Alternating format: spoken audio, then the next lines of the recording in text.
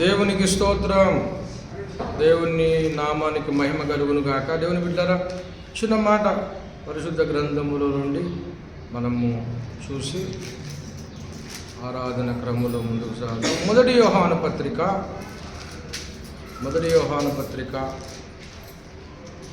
5వ అధ్యాయము 4వ వచనం చదువుతున్నా. దేవుని మూలముగా పుట్టిన వారందరూ లోకమును జయించుదురు. లోకమును జయించిన విజయము మన విశ్వాసమే. దేవునికి స్తోత్రం కలుగును గాక. దేవుని బిడ్డారా, చదవబడిన లేఖన భాగమును మనం గమనించినట్లయితే దేవుని మూలముగా పుట్టిన వారందరూ లోకాన్ని జయించుదురు. దేవుని మూలముగా పుట్టిన వారు లోకాన్ని జయిస్తారు అని లేఖనం సెలవిస్తూ ఉంది. దేవుని మూలముగా పుట్టిన వారు లోకాన్ని జయిస్తారు. ఎందుకోసము అంటే దేవుడు లోకాన్ని జయించాడు గనక. దేవుడు లోకాన్ని జయించాడు. దేవుని బిడ్డలారా, యోహాను సువార్త మనకందరికీ తెలిసిన వాక్య భాగమే. 16వ అధ్యాయము 33వ వచనములో ఈ మాట చెప్పబడుతుంది. లోకములో మీకు శ్రమ కలుగును, అయినను ధైర్యము తెచ్చుకొనుడి, నేను లోకమును జయించి ఉన్నాను అంటున్నాడు. నేను లోకాన్ని జయించి ఉన్నాను అని చెబుతున్నాడు. దేవుని బిడ్డారా, యేసు ప్రభుల వారు లోకాన్ని జయించాడు. యేసు ప్రభుల లోకాన్ని జయించాడు.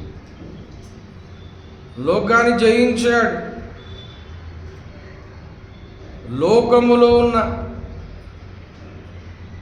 దుష్టత్వము నుండి, పాపము నుండి, చీకటిలో నుండి, సకల విధములైన మరి అపవిత్రతతో, దుర్మార్గతతో, చీకటితో నిండి ఉన్న లోకం, వాటన్నిటి నుండి యేసు ప్రభుల వారు విడుదల, విమోచన కలగజేశాడు. దేవుని బిడ్డలారా, విడుదల, విమోచన కలగజేశాడు. లేఖనము చెప్తా ఉంది, లేఖనము సెలవిస్తూ ఉంది. దేవుని బిడ్డలారా,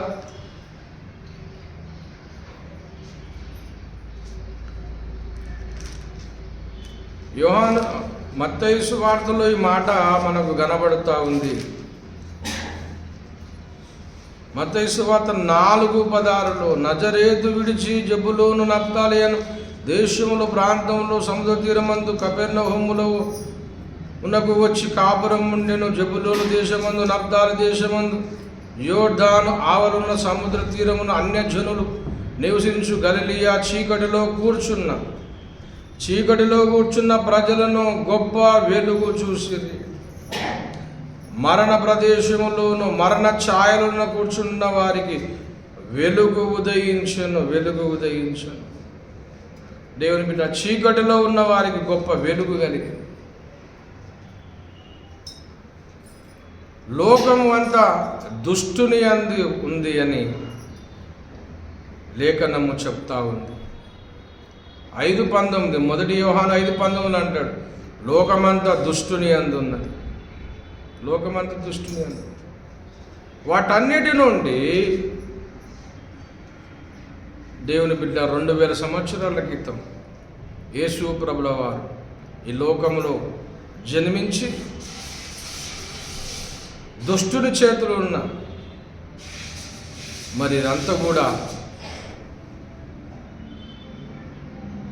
మానవ జాతంతా పాపమునకు అమ్మబడి దుష్టుని అందు ఉంటుండగా తన ప్రాణమును బలిగా పెట్టి తన ప్రాణాన్ని బలిగా పెట్టి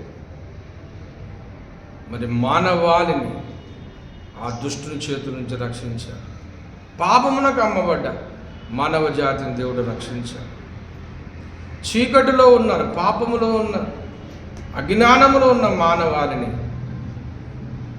2000 సంవత్సరాల క్రితం యేసు ప్రభుల వారు వెలుగులోనికి, జీవములోనికి నడిపించాడు. నేనే జీవమునన్నాడు. మరణములో నుండి జీవములోనికి దాటుతారన్నాడు. యేసుని అంగీకరించి యేసునందు విశ్వాసం ఉంచితే మరణములో నుండి జీవంలోనికి దాటుతాడు. చీకటిలో నుండి వెలుగులోనికి వాడు నడిపించబడతాడు. నేను లోకానికి వెలుగునన్నాడు యేసు ప్రభువు. కనుక దేవుని బిడ్డలారా, లోకాన్ని దేవుడు జయించాడు. లోకాన్ని దేవుడు జయించాడు. నేను లోకమును జయించి ఉన్నానన్నాడు దేవుని బిడ్డలారా. లోకములో ఉన్నదంతా కూడా ఆయన జయించాడు. యేసు ప్రభుల వారు చేసిన గొప్ప కార్యము ఎలాంటిది తెలుసా? ఆయన సమస్తమును అన్నిటినీ సమాధానపరచాడు. భూలోకమునే కాదు, పరలోకమును, భూలోకమును ఆయన సమాధానపరిచాడు. కొలొస్సీలకు రాసిన పత్రికలో ఆ మాట మనకు కనబడుతూ ఉంది. కొలొస్సీలకు రాసిన పత్రిక దయచేసి చూడండి, 1వ అధ్యాయం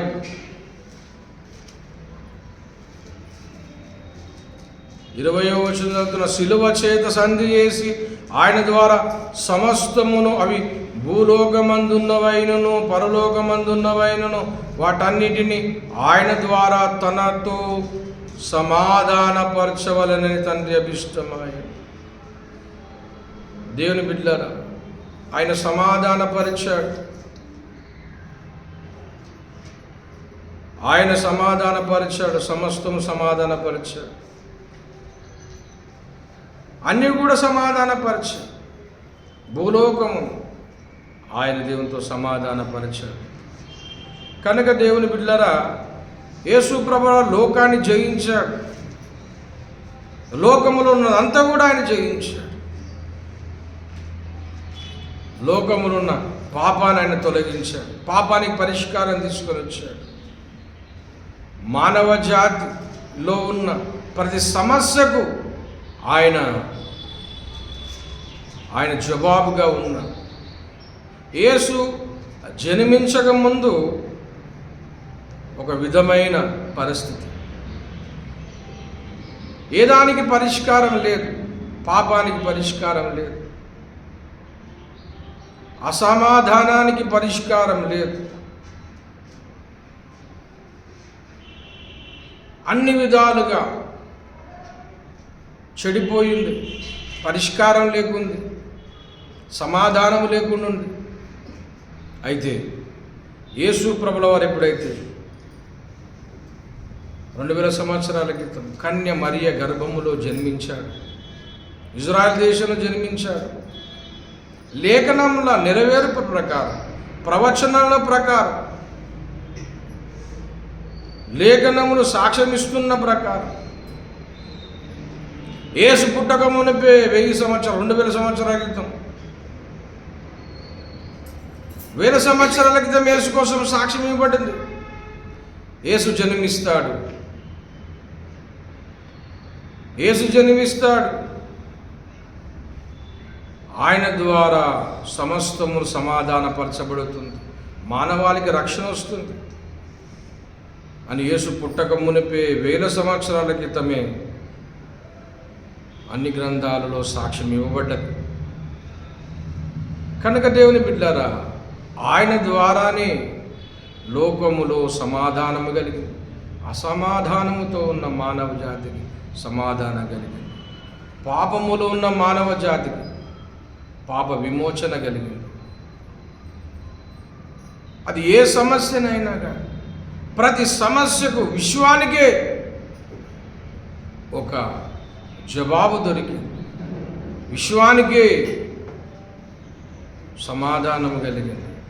దేవుని బిడ్డలారా, విశ్వానికి మేలు కలిగింది, లోకానికి మేలు కలిగింది, అన్ని లోకాలకు మేలు కలిగింది.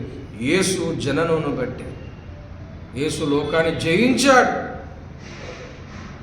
అన్నిటినీ ఆయన జయించాడు. అన్నీ ఆయన ద్వారా సాధ్యమే, ఆయనకు అసాధ్యమే లేదు. లోకాన్ని జయించాడు యేసు ప్రభువు. అయితే యేసు లోకాన్ని జయించాడు. యేసుని నీవు అంగీకరించగలిగితే ఆ దేవదేవుని, దేవకుమారుని,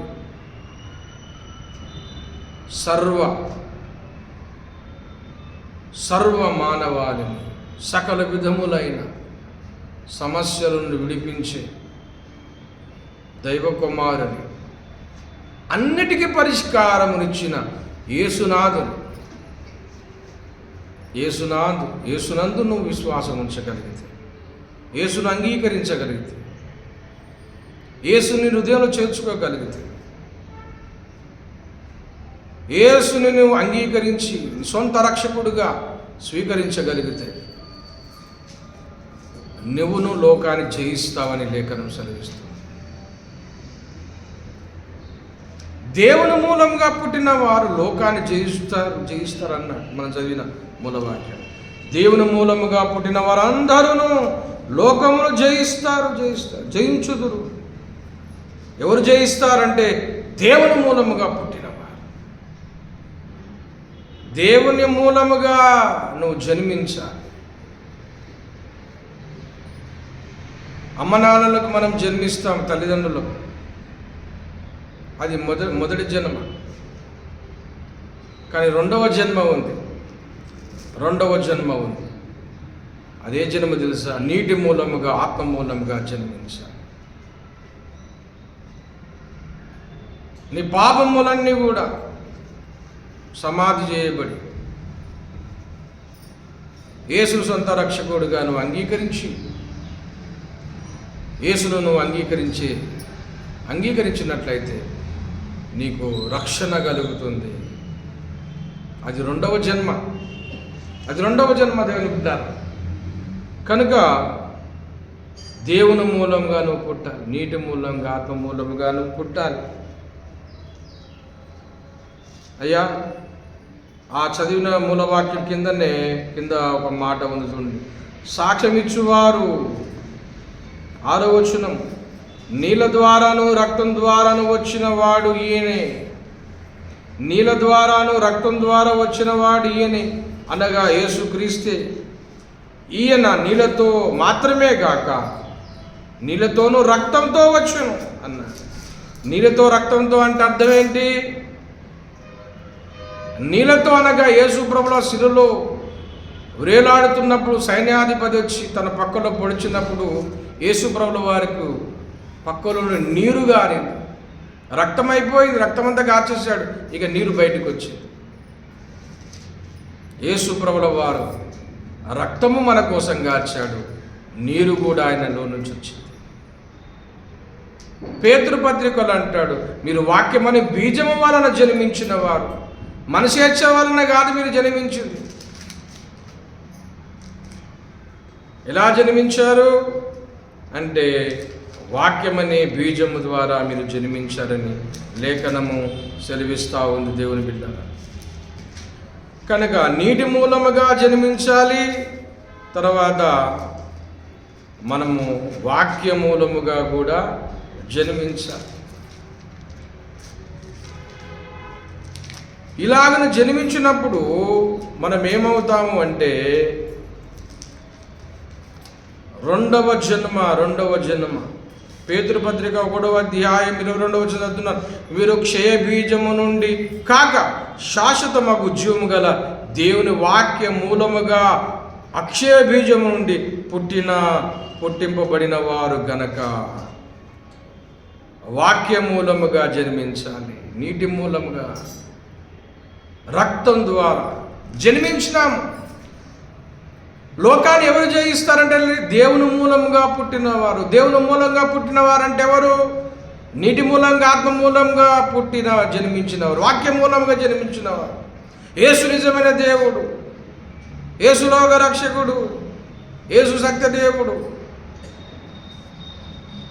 యేసు నిజమైన దేవుడని నువ్వు అంగీకరించి ఆయన హృదయంలో చేర్చుకొని ఆయన ఆజ్ఞ ప్రకారము నీటి బాప్తిస్మమును పొందగలిగితే నీకు రెండవ జన్మ, అది రెండవ జన్మ. నీటి మూలంగా ఆత్మ మూలంగా జన్మించాలి, అది రెండవ జన్మ. అలాగ జన్మించిన వారు దేవుని మూలంగా పుట్టినవారు. అలాగ దేవుని మూలంగా పుట్టిన వారే లోకాన్ని జయిస్తారు. అందరూ జయించరు, అందరూ లోకాన్ని జయించరు. దేవుని మూలంగా పుట్టినవారు మాత్రమే లోకాన్ని జయిస్తారు.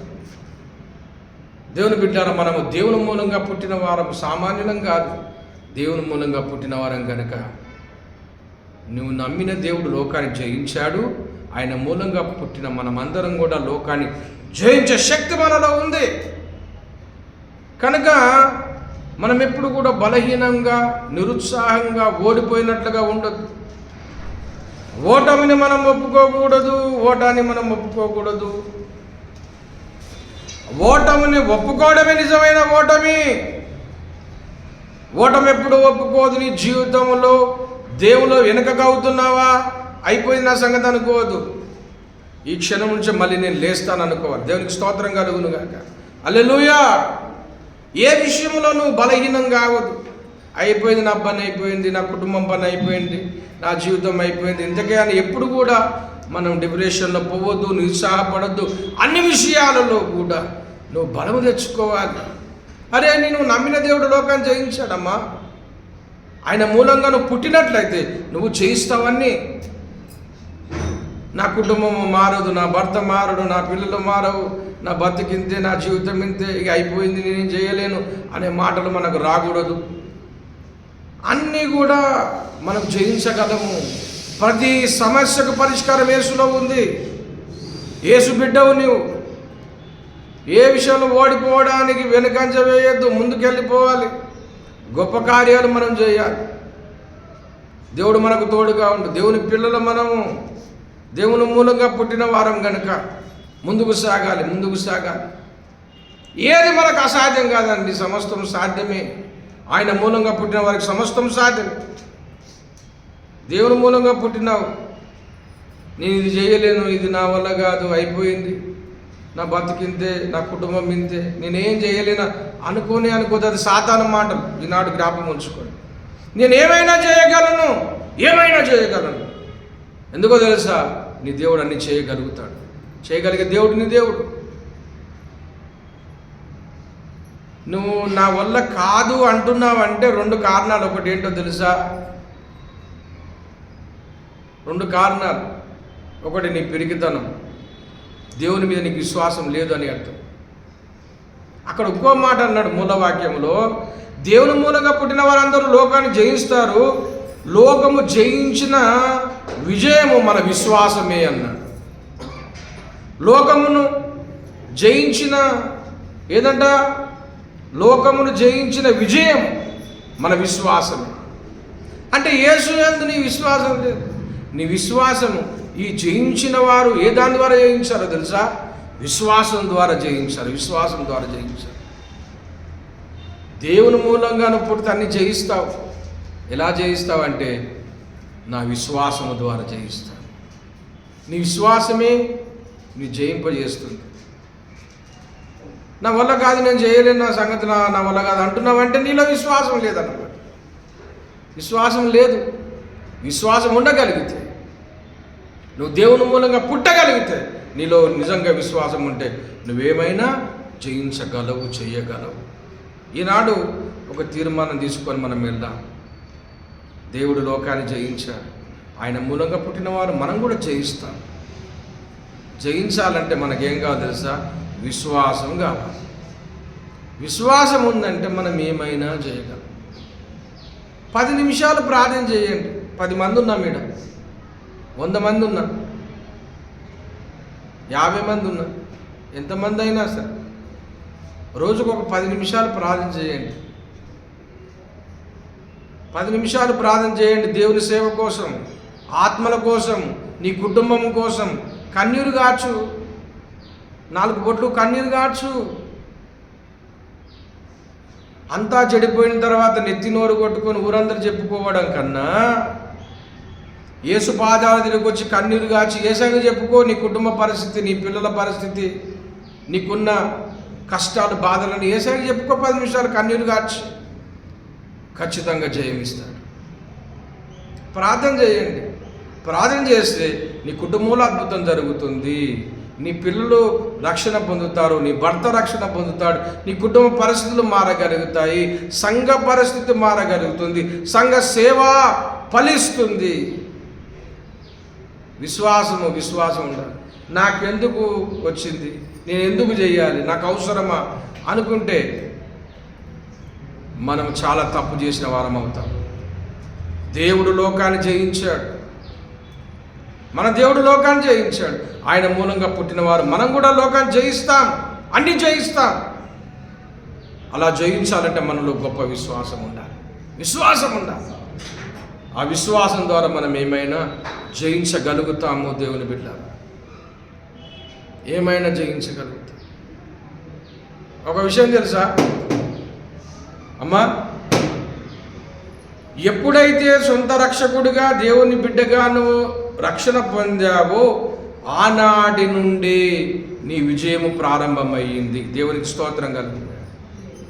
ఎప్పుడైతే రక్షణ పొందావు, యేసు సొంత రక్షణగా నువ్వు అంగీకరించి హృదయం చేర్చుకున్నావు, యేసు బిడ్డవయ్యావు, ఆనాటి నుండి నీ విజయం ప్రారంభమైంది. నువ్వు గ్రహించడం లేదు. విజయం ప్రారంభమైంది. నువ్వు గెలుస్తావు. కనుక దేవుని బిడ్డలారా, ఈ దినమున దేవుడు గొప్ప అద్భుతమైన మన దేవుని వాక్కు మనకు దేవుడు ఇస్తూ ఉన్నాడు. కనుక ఆ విశ్వాసం వద్దు, మనం విశ్వాసం ముందుకెళ్దాం, గొప్ప కార్యాలు చేద్దాం. దేవుడు చేయిస్తాడు. ఓడిపోవడం అనేదే ఉండదు.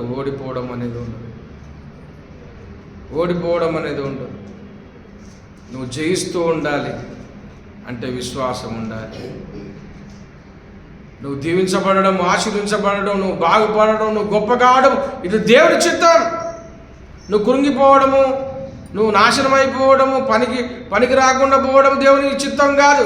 నువ్వు బాగుపడము, ఆశీర్వించబడడం, గొప్ప చేయబడము, నువ్వు గెలవడము, గొప్ప కార్యాలు చేయడము, గొప్పగా బ్రతకడము దేవుని చిత్తం. నువ్వు అభివృద్ధి పొందుట దేవుని చిత్తం. నువ్వు బాగుపడుట దేవుని చిత్తం. నీ ఇల్లు బాగుపడుట దేవుని చిత్తం. నువ్వు గొప్పగా ఉండుట దేవుని చిత్తం.